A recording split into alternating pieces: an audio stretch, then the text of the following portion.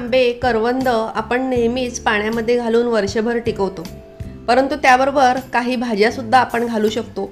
त्या भाज्या कोणत्या आणि त्या कशा प्रकारे आंब्याबरोबर मुरवायच्या हे पाहण्यासाठी हा व्हिडिओ शेवटपर्यंत पहा। नमस्कार फ्रेंड्स, अर्पणा चॅनलवर तुमचे खूप खूप स्वागत आहे। आता आंब्याचा आणि कैऱ्यांचा सीजन आहे। अजूनही झाडावरती कैऱ्या दिसत आहेत आणि पाण्यातल्या कैऱ्या ह्या सगळ्यांनाच आवडतात, नाही का? पाण्यातल्या कैऱ्यांबरोबर आपण करवंद सुद्धा बरेचदा टाकतो, परंतु मी पाण्यातल्या आंब्याबरोबर काही भाज्या सुद्धा टाकलेल्या आहेत। हे बघा, पाण्यातल्या आंब्याबरोबर भाज्या टाकतात हे तुम्हाला माहिती आहे का? नसेल तर हा व्हिडिओ शेवटपर्यंत पहा। मी ह्यामध्ये कोणकोणत्या भाज्या टाकलेल्या आहेत आणि कशा पद्धतीने ह्या भाज्या आणि करवंद आणि आंबे कुरकुरीत राहण्यासाठी पाणी आणि मीठ घ्यायचं आणि त्याचं किती प्रमाण घ्यायचं हे सर्व मी तुम्हाला सविस्तर दाखवणार आहे। त्यामुळे हा व्हिडिओ शेवटपर्यंत पहा। www.youtube.com/arpanamhatre. Please subscribe my channel and press the bell icon to get notifications of all my new videos.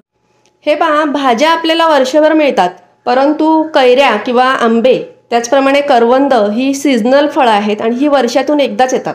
त्यामुळे आपण अशा पद्धतीने पाण्यामध्ये घालून ती मुरवतो, मीठ वगैरे घालून, आणि ती वर्षभर आपल्याला तोंडी लावायला उपयोगी पडतात। तर इथे मी छोट्या छोट्या कैऱ्या घेतलेल्या आहेत। जर तुम्हाला कैऱ्या नाही मिळाल्या तर तुम्ही कच्चे आंबे सुद्धा वापरू शकता, त्याच्या फोडी करून सुद्धा तुम्ही टाकू शकता। त्याचबरोबर मी ही करवंद घेतलेली आहेत थोडीशी, आणि भाज्यांमध्ये मी घेणार आहे तोंडली। पाण्यात टाकण्यासाठी मी तोंडली वापरलेली आहेत आणि गवारी। ही तोंडली आणि गवारी मी स्वच्छ धुवून फडक्याने पुसून घेतलेली आहेत। त्याचप्रमाणे कैऱ्या सुद्धा स्वच्छ धुवून कॉटनच्या कपड्यावरती ठेवलेल्या आहेत आणि ह्या स्वच्छ पुसून घेणार आहे। करवंद सुद्धा स्वच्छ धुवून घेतलेली आहेत, त्याला काही माती चीक वगैरे असेल तर धुतल्यामुळे निघून जातो। त्याचबरोबर आपल्याला खडे मीठ लागणार आहे। ह्या पाण्यातल्या आंब्यासाठी किंवा भाज्यांसाठी आपल्याला शक्यतो खडे मीठ वापरायचं आहे, म्हणजे ह्या भाज्या आणि हे आंबे खूप छान कुरकुरीत राहतात आणि वर्षभर छान टिकतात। त्याचबरोबर आपल्याला हे पाण्यातले आंबे मुरवण्यासाठी एक काचेची बरणी लागणार आहे। शक्यतो काचेची बरणी वापरावी, स्वच्छ धुतलेली, म्हणजे त्याच्यामध्ये वर्षभर आंबे छान राहतात, भाज्या छान राहतात। जर अगदीच नसेल तर तुम्ही फूड ग्रेड क्वालिटीची प्लॅस्टिकची सुद्धा वापरू शकता, परंतु शक्यतो काचेची वापरावी। हे बघा, ह्या भाज्या, ह्या कैऱ्या, करवंद ही आता हिरवीगार दिसत आहेत, परंतु जसजशी ती पाण्यात मुरतात तसतशी त्याचा रंग बदलतो। हे बघा, त्याचा रंग फिक्कट झालेला आहे, पिवळसर रंग झालेला आहे, आणि अशा पद्धतीने रंग बदलला की ह्या भाज्या आणि ह्या कैऱ्या खायला तयार झालेल्या असतात।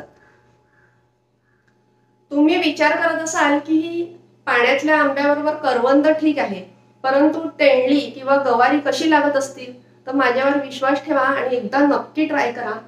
ह्या कैऱ्यांबरोबर आणि करवंदांबरोबर जेव्हा आपण भाज्या मुरवतो तेव्हा त्यांना सुद्धा आंब्यासारखीच किंवा कैऱ्यांसारखीच छान आंबट चव येते आणि अतिशय, म्हणजे तुम्ही जर डोळे झाकून खाल्ले तर ते अगदी तुम्ही कैऱ्याच खात्यात असं वाटेल, इतकी ती तेंडली आणि गवारी खूप छान लागते, आंबट लागते आणि चव सुद्धा त्याची आंब्यासारखीच लागते।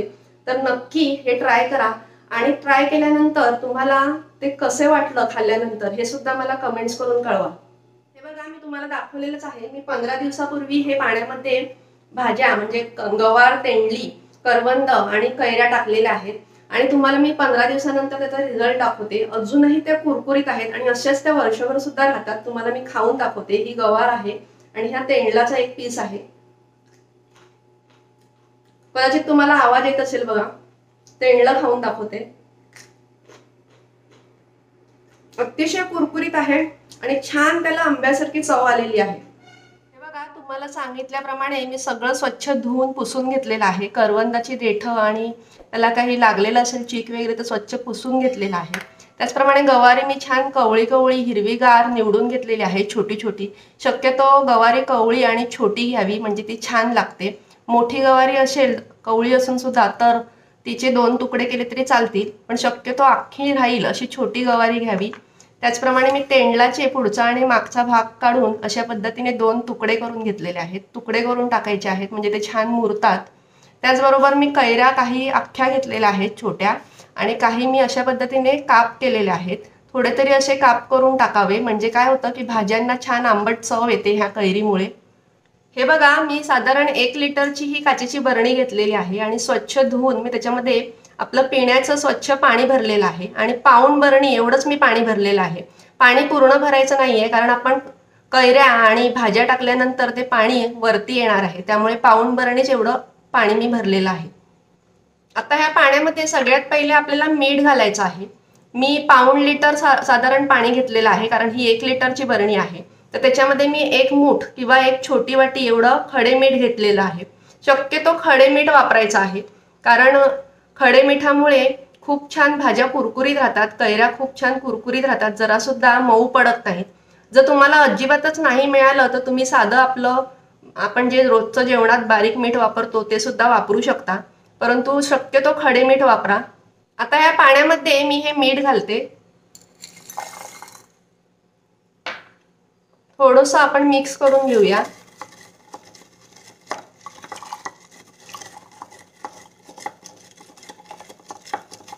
आता मीठ घातल्यानंतर आता ते हळूहळू आपोआप विरघळेल, आपल्याला ते पूर्ण विरघळवायची गरज नाहीये. आता आपण ह्याच्यामध्ये थोड्या थोड्या भाज्या घालूया. सगळ्यात पहिले मी कैऱ्या घालते.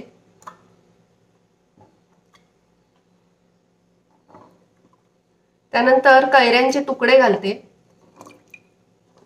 कैऱ्यांचे तुकडे करून थोडे तरी घालावेच, म्हणजे भाज्यांना कैऱ्यांची चव येते. त्यानंतर तेंडली घालते आणि थोडीशी गवारी सुद्धा घालते.